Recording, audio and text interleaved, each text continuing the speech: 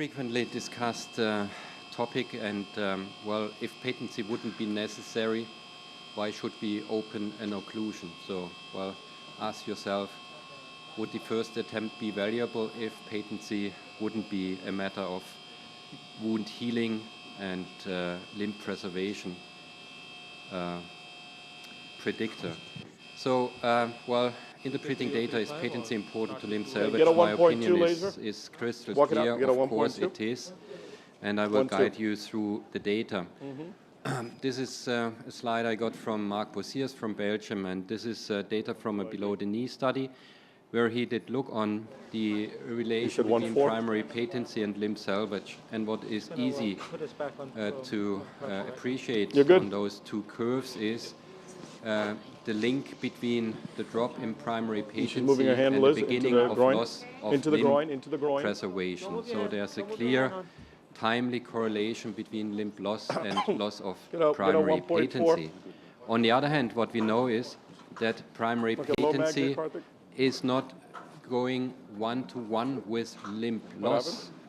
But however, what we know is basically that continued clinical improvement, that means relief of rest pain, that means progress in wound healing, is clearly related to primary patency, whereas secondary patency and limb salvage are more likely to fit together, and this is easy to understand. As long as I can provide blood flow to the wound, in particular to a complex wound, there is a good chance for limb salvage if everything in addition, meaning wound care and so on, is done in an appropriate fashion. One could argue, like Kuhn, for example, well, do simple balloon angioplasty, and if necessary, do it a second, third, and fourth time. But I would like to stress your attention to this slide I got from Professor Ferraresi. And this is very important to note what happens over time if you do redo procedures. This is the initial baseline angio before the first procedure. And you can nicely see every 5 to 6 months the reopened vessel segments did reocclude. Thank you very much. And more important is not only that those lesions do reocclude, more important is if you look on the loss of side branches over time, if the patient is coming back. And that's exactly my own observation. With recurrent redo procedures, you are losing side branches, and with this, you are step by step making the situation worse for the affected limb. On the other hand, we know from studies that have shown that technology is superior to another, that improving patency, like here in the BTK study from Italy, from Listro, that reducing reocclusion rate and re-stenosis rate is correlated to a better complete wound healing as compared to doing simply PTA with a higher rate of re-stenosis. And the same observation has been published by a Japanese group by Dr. Ida.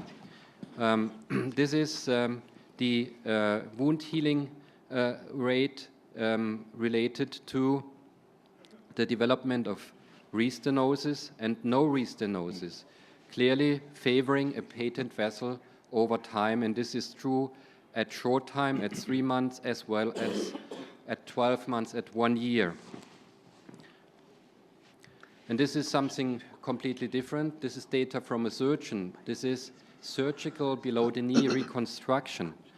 What this study did show is that there is a tendency to a better wound healing if surgical reconstruction did result in a direct wound perfusion as compared to indirect. This difference was not significant. However, there was a clear improvement in wound healing rate in those lesions that had presented with patent grafts over time. And this is data analysis about what happened with lesions that did reocclude or bypass grafts that did reocclude. So a number of those patients developed new wounds during follow-up, and 2/3 of them had been located in the same angiosome, and 81% of these new wounds had been related to restenosis or reocclusion. So what else do you need to be convinced that patency matters? So what options do we have to preserve patency? Well, in short lesions, we have a perfect solution like seen here. This is a case example from the Achilles trial. We have 3 randomized controlled studies which clearly have shown that drug-eluting stents in short tibial lesions do perform better than bare metal stents and plain balloon angioplasty. And in addition, even if this difference was not statistically significant, there was a clear correlation between an improved wound healing rate in a patent vessel as compared to a restenotic vessel. And the Yukon BTK trial is another of those 3 randomized controlled trials comparing a drug-eluting stent with a bare metal stent with much better patency for the drug-eluting stent. And you can see this is the study with the longest follow-up, up to 24 months. And what happens between 1 and 2 years, the survival curves do significantly separate, favoring the drug-eluting stent cohort with regard to any kind of event, including amputation. And if you look on the subcohort of major and minor amputation, even if the numbers are small, this difference was statistically significant, favoring the drug-eluting stent approach. And this is a meta-analysis of those 3 randomized controlled trials, including 500 patients, and again, primary patency better than control, and this was translated in a much better and in a significantly better event-free survival and in a reduced amputation rate, even if this was not significant at 1 year.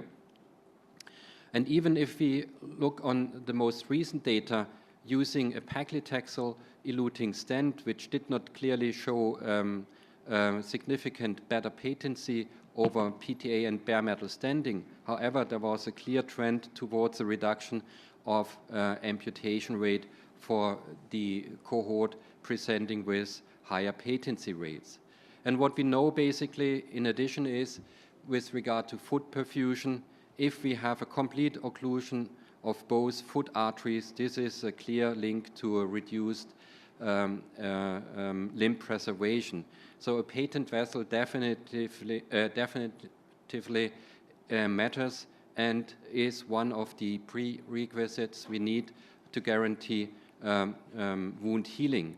However, as in the live case, we are not dealing with short lesions. We are dealing usually with long lesions. And for that purpose, a balloon-based approach, whether this is a bullfrog system, which is used to inject a drug around the vessel, or if a drug-coated balloon is used, this would be the optimal solution. And we all know that the recent controlled study did not end up in a favorite outcome with regard to patency and limb preservation for DCB as compared to plain balloon angioplasty. So bare metal stents are also no alternative to drug-eluting balloons in long lesions. Self-expanding stents do even worse as compared to simple balloon angioplasty. So no dedicated DES are available to cover long lesions, and it's also a limitation of those devices that they are balloon expandable and they cannot be used at the level of the ankle. So what is ongoing at the moment, 2 studies comparing a drug-eluting balloon, the Lutonix balloon, with atherectomy, upfront atherectomy. The one study is the ADCAT study using directional atherectomy plus DEB versus DEB, and the second study is the optimized BTK study using the Diamondback, the orbital atherectomy system as a vessel preparation system before DCB as compared to DCB alone. And it will be interesting to see whether there will be a benefit of the vessel preparation study.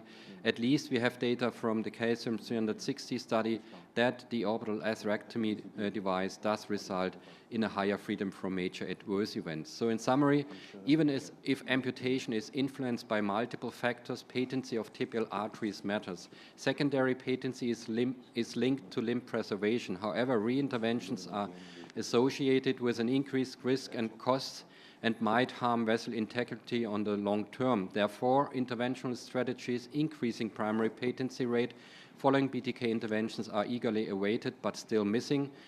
This combination of atherectomy and DCB should be considered in calcified BTK lesions in order to reduce friction of DCB, to reduce recoil, and potentially improve drug uptake. Thank you very much.